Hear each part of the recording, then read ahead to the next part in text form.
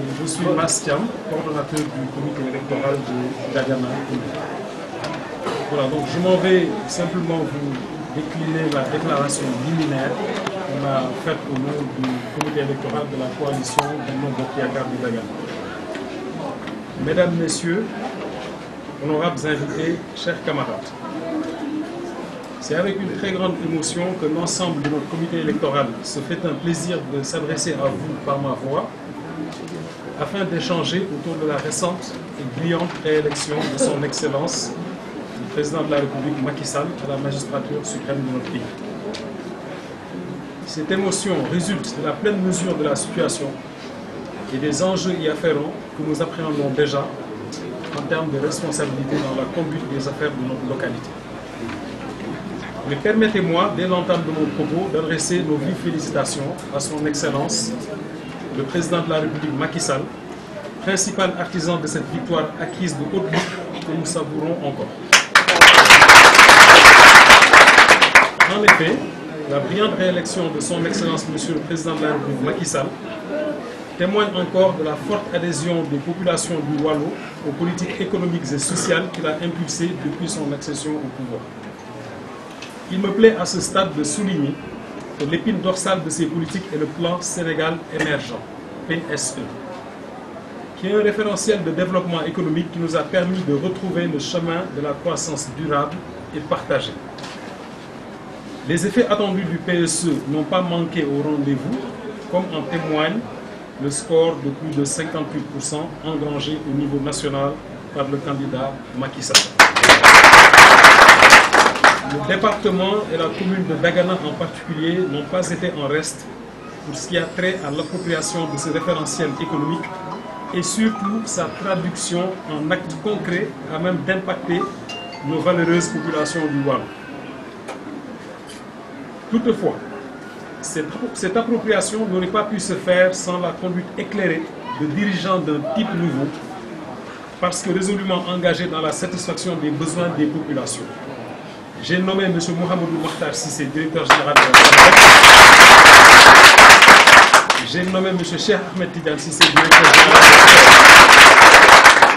de l'action combinée de ces deux fils du Waalo autour des trois piliers du PSE, que sont, je cite, la transformation structurelle des bases de l'économie, la promotion du capital humain et enfin la bonne gouvernance, nous a permis de créer les conditions d'une forte adhésion à la politique économique et sociale connue par son Excellence le Président Macky Sall. Il est important de souligner à ce stade le fait que l'ensemble des actions à caractère politique et social mises en œuvre sous l'impulsion de nos deux leaders précités est intimement corrélé aux piliers de base du PSE. Vous me permettez d'en citer quelques-uns. Pilier numéro 1, transformation structurelle des bases de l'économie. Intégration de solutions d'énergie solaire dans les périmètres agricoles permettant à nos agriculteurs d'améliorer leur rentabilité avec une réduction de 70% de leur facture d'électricité. Cela leur permet de se projeter vers d'autres activités à plus forte valeur ajoutée telles que la transformation et les micro-industries annexes. Mise en place d'une centrale solaire d'une capacité de 20 MW à Bokhol. Mise en place de financement à travers la DER, la délégation pour l'entrepreneuriat rapide. Mise en place de garanties de financement pour des prêts au niveau du crédit mutuel. Et enfin, l'aménagement de plusieurs hectares de terres cultivables pour les agriculteurs.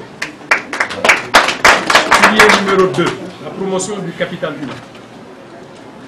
Accompagnement des étudiants dans la prise en charge de leurs frais de scolarité, plus de 50 étudiants par année.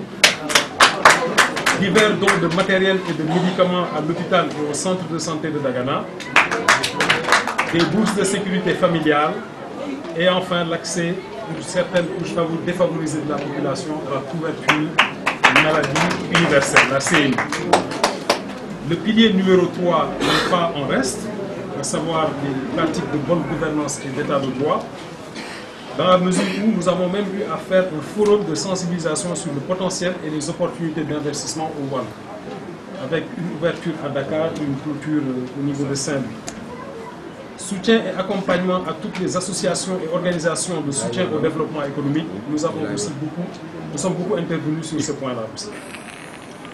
Vous conviendrez donc avec moi que le prétexte de notre rencontre d'aujourd'hui est d'abord de célébrer notre belle victoire, mais il nous paraissait primordial de contextualiser cette victoire avant d'en faire une lecture politique. Sur un plan purement politique, vous me permettrez de remercier l'ensemble de nos militants. Les militants de son Excellence, Monsieur le Président de la République, Macky Sall, devrions nous dire, pour rester parfaitement logique avec nous-mêmes, les responsables politiques et surtout les femmes du Waalo qui sont notre fer de lance dans l'ensemble des actions que nous mettons en œuvre. Les jeunes à qui nous devons une mention spéciale pour leur détermination et leur engagement, nos sages qui éclairent nos pas grâce à leur connaissance historique qui nous oriente, nos alliés, membres de la grande coalition présidentielle qui ont aussi été à la pointe du combat avec une grande discrétion dans l'effort. Nous formulons donc nos remerciements au même titre que ceux récemment exprimés par son Excellence, Monsieur le Président de la République, grand orfèvre de l'unité de Benno Bokk Yakaar. Et enfin, nos enseignants, garants du savoir, les étudiants, les élèves, les agriculteurs, les commerçants et les divers corps de métier qui ne sont pas non plus en reste, ils n'auront ménagé aucun effort pour atteindre l'objectif fixé. Qu'ils en soient grandement remerciés. La combinaison de toutes ces forces politiques, associées à une démarche stratégique, a permis de faire émerger de nouvelles forces politiques structurées dans diverses entités telles que nos comités APR, nos mouvements de soutien, nos femmes, nos cadres, nos jeunes et nos sages, sans oublier les autres autorités religieuses et coutumières. Ces forces émergentes ont permis de venir à bout de l'opposition grâce à une mobilisation de l'ensemble des strates de la population, et ce depuis 2012. Avec pour objectif de repositionner le département et la commune de Dagana au cœur du dispositif présidentiel, mais cela n'a pas été facile. Il nous a en effet fallu beaucoup d'abnégation et de résilience pour aboutir à ce résultat aujourd'hui, consécutivement aux dernières élections législatives de 2017, que la coalition présidentielle avait aussi remporté haut la main dans l'ensemble des communes du département.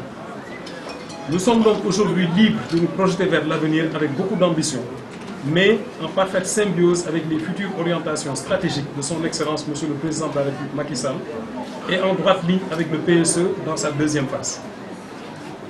Dagana recèle de tous les atouts, les ressources humaines, les attributs physiques et historiques pour se positionner et devenir un vrai réceptacle d'investissement, pourvoyeur de croissance et d'emploi.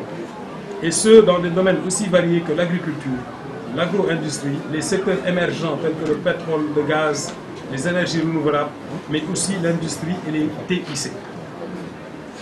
Le Waalo, dans sa diversité, renouvelle ses félicitations et réaffirme sa totale fidélité à son Excellence, Monsieur le Président de la République Macky Sall, et lui tend la main pour écrire encore ensemble une nouvelle page de l'histoire du Waalo, terre de travail et de refus.